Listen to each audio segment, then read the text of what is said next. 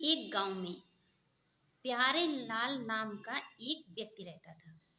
उसका छोटा परिवार था लेकिन बहुत ही खुशहाल था और वे बहुत ही खुश रहते थे।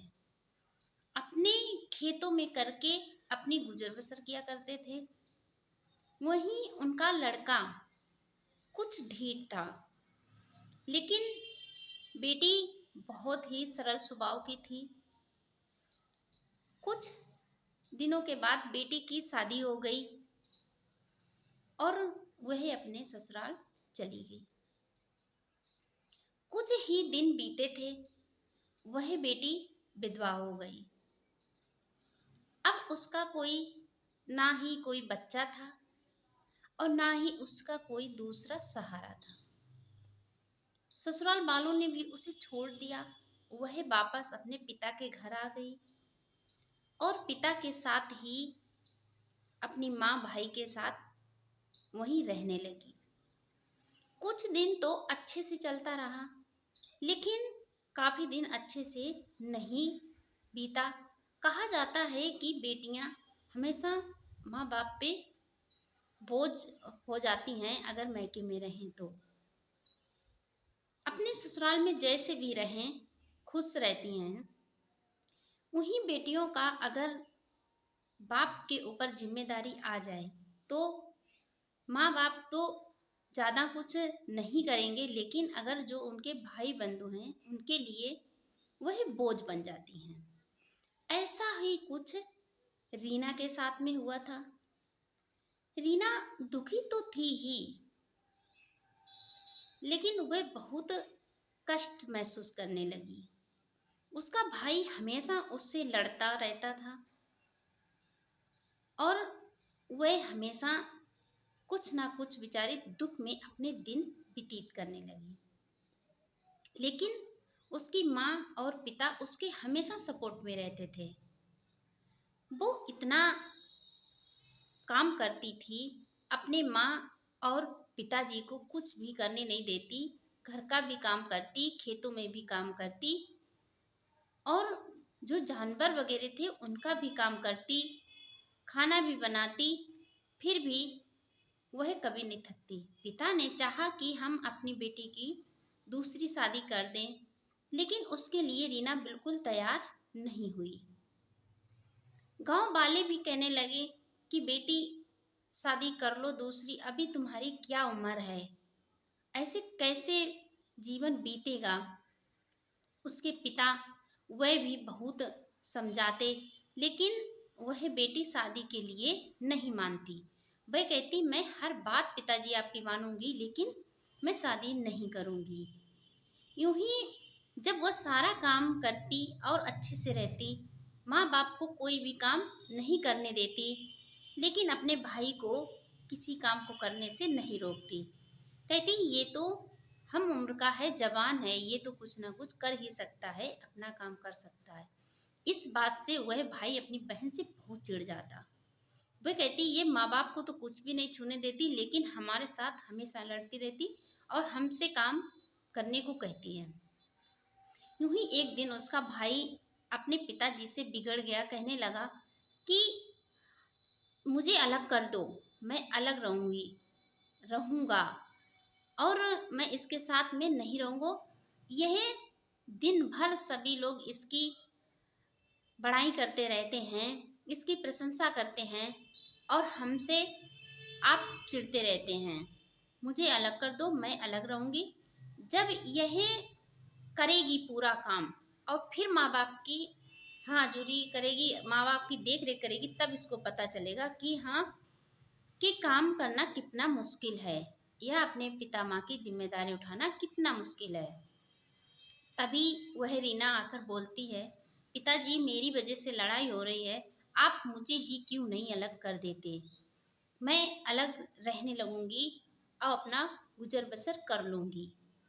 तभी पिता कहता है कि नहीं बेटी, मैं तुझे बिल्कुल नहीं छोड़ूंगा, जब तक मेरा जीवन है तब तक मैं तेरा साथ दूंगा।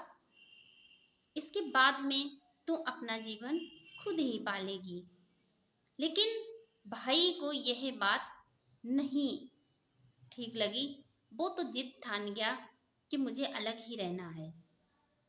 उस पिता ने गांव के सभी लोगों को बुलाया और कहा कि जो भी मेरी धन दौलत जायदाद है बांट दो 2 भागों में।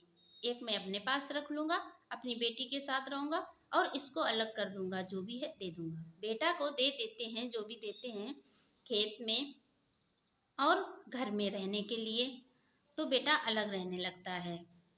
वही बेटी अब और जिम्मेदारी से काम करने लगती है, अपने माँ पिता को देखने लगती है और गांव भर उसकी प्रशंसा करते नहीं थकते कि भगवान ऐसी बेटी हर किसी को दे। वो दिन भर खेतों में काम करती, घर पर भी करती, खाना भी बनाती, पर फिर भी थकने का नाम नहीं लेती।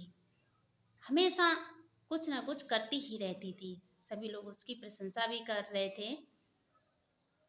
एक दिन ऐसा हुआ कि उसके पिताजी को बुखार हो गया, बहुत बीमार हो गए। उसकी दवा उस बेटी ने कराई, लेकिन पिताजी ठीक होने का नाम नहीं ले रहे थे। उनको बुखार बहुत तेजी से था और वे घबरा रहे थे। तभी गांव के एक फौजी भाई थे, ठीक ठाक परिवार था, पैसे में भी ठीक ठाक थे। वो आए और कहने लगे कि तुम भाई बीमार हो तो अपनी बेटी की कुछ शादी आदि कर दो। कहीं इनका क्या सारा, कौन सारा इनका बनेगा, कौन देख रेख करेगा।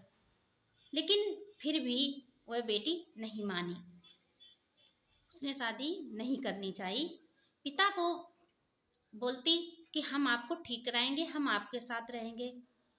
ऐसे ही करके पिता एक दिन बहुत ही ज़्यादा बीमार हो गए और सुबह नहीं उठ पाए। बेटी दौड़कर अपने भाई के पास जाती है, रामू से कहती है कि भैया पिताजी की अंतिम सांसें चल रही हैं, आप उन्हें देख लो चल के। तभी भाई कहता है कि वे तो तुमको ही चाहते हैं, तुम्हें ही अपने लाड़ प्यार करते हैं, मुझे नहीं चाहते। मैं कुछ भी नहीं देखूंगा जाके, मैं क्या डॉक्टर हूँ जो मैं उनको ठीक कर दूंगा या उनको देखूंगा जाके। इतना कह देते हैं, तभी वे चली जाती है, बेटी लौट जाती है और पानी पिताजी मांगते हैं, पानी देते हैं। इतनी देर में उनके पिताजी पानी पीते हैं और एक्सपायर हो जाते हैं, मर जाते हैं। जैसे कैसे करके उनकी पिता ने यानी पिता का अंतिम संस्कार करने के लिए बेटा ने मना कर दिया। जब वह बेटा पिता का अंतिम संस्कार करने के लिए मना कर देता है तो वह बेटी ही अपने पिता का अंतिम संस्कार करती है, क्रियाकलाप सब करती है। और जो फौजी भाई थे उन्हीं से कुछ पैसे उधार लेती है, उससे अपने पिता का तेरहवीं करती है। जो भी खर्चा होता है वह फौजी भाई से पूछ कर और उनसे कहती है कि पिताजी आप मेरे पिता के समान हैं और मेरे पिता की 13वीं में जो भी खर्च हुआ है मैं आपको जरूर वापस करूंगी। अब वही बेटी दिन को दिन ना समझती, रात को रात ना समझती, दिन रात मेहनत करती और जो भी पैसे में बचा पाती, हर 8वें दिन उस फौजी भाई के पास 300 रुपए लेकर पहुंच जाती थी। इधर माता भी उसकी बीमार हो जाती हैं और उन्हें भी बुखार छोड़ने का नाम ही नहीं लेता है। बेटी बहुत ही घबराने लगती है और इधर पिता का कर्ज भी चल रहा होता है 13वीं का, तो बेटी बहुत दुखी रहती है। अब वह माँ के पास बैठे या काम करने जाए, अगर काम नहीं करने जाएगी तो फौजी भाई के पैसे कैसे चुकाएगी, अगर माँ के पास नहीं बैठेगी तो माँ को कौन देखेगा। अब वो बहुत परेशान हो जाती है, लेकिन फिर भी वो कोशिश करती कि अपनी माँ को हम जल्दी से जल्दी ठीक करा लें और उनके लिए दवाइयाँ भी लाती, घर का खर्च भी चलाती, अपने कपड़ों पर तक भी ध्यान नहीं देती है। फटे पुराने जैसे भी उसे मिल जाते हैं वो उसी हालत में अपने दिन व्यतीत करती है। ऐसे करके माँ का बुखार ठीक नहीं हो रहा था, दवाई कुछ काम नहीं कर रही थी। धीरे धीरे पिता के एक्सपायर हुए कुछ ही दिन हुए थे उसके बाद में माँ भी एक्सपायर हो जाती है। अब वह बेटी बहुत ही टूट जाती है, उसका कोई सहारा नहीं होता है। अब वह अपना दुख भी देखती है और खुद काम पर भी करने जाती है, और जो भी पैसे बचाती है उसमें हर 8वें दिन 300 रुपये लेकर उस फौजी दादा के पास में, भाई के पास में पहुंच जाती है, उनको देती। उसमें कोई भी अंजा नहीं करती। उसे अपने पिता की 13वीं के और माँ के जो क्रियाकलाप में लगे पैसे सारे चुकाने में कम से कम 3 से 4 5 साल लग जाते हैं। लेकिन वह बेटी हिम्मत नहीं हारती। माँ के मरने के बाद उसका सिर्फ एक ही लक्ष्य बचा था कि कैसे करके अपने माता पिता के जो क्रियाकलाप में लगे पैसे उनको चुकाना। अब वह मेहनत करती और जो भी बचा पाती सब उसका फौजी भाई के पास पहुंच जाता है। जब अंतिम दिन आया, अंतिम किस्त बची, पूरे गांव में उस बेटी की प्रशंसा चल रही थी।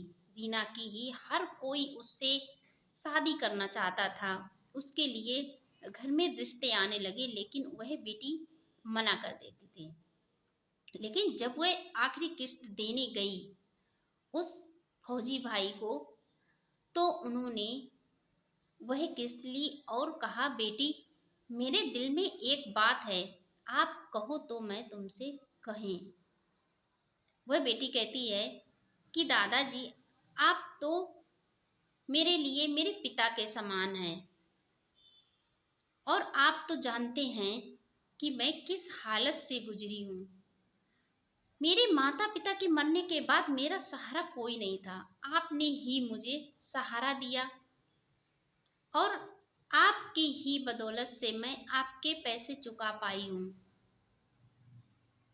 आप जो कहेंगे तो मैं उसे अवश्य मानूंगी। और वह दादा फौजी भाई जो थे, सब लोग उनसे फौजी भाई कहते थे, लेकिन वह लड़की उनसे दादा कहती थी।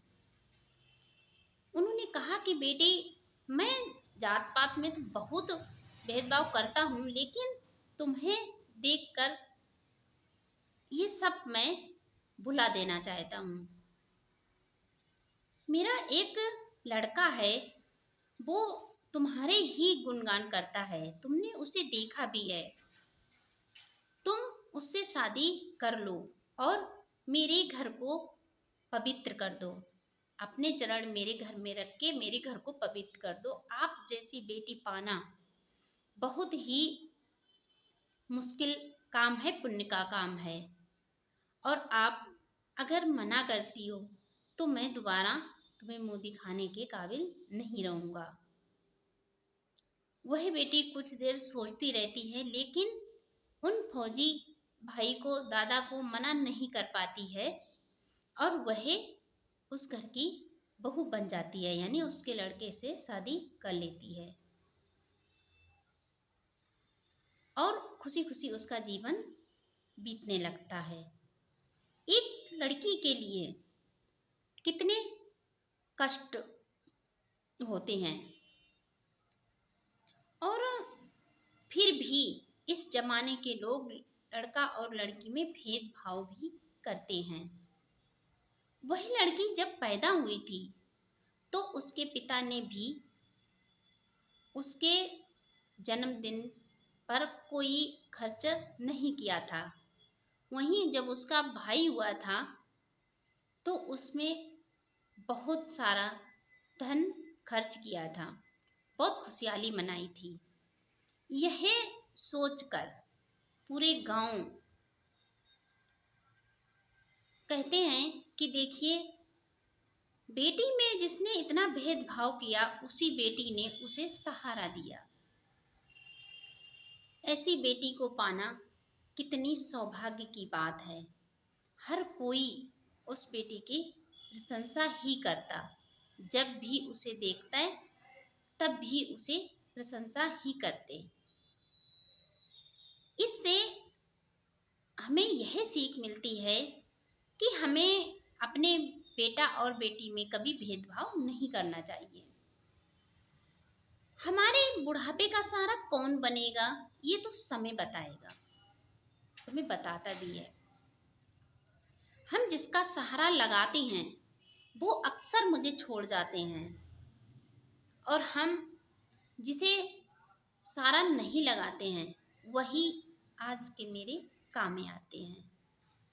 इसीलिए अगर यह वीडियो अच्छी लगे तो इसकी बातें अपने अंदर भी उतारें और बेटा बेटी में भेदभाव ना करें। वीडियो लाइक शेयर कमेंट भी करें। अगर मेरे वीडियो समय पर आप लोग पाना चाहते हैं तो चैनल को सब्सक्राइब कर लें और बेल आइकन जरूर प्रेस कर दें, जिससे मेरा आने वाला वीडियो आप लोगों को समय पर मिलता रहे।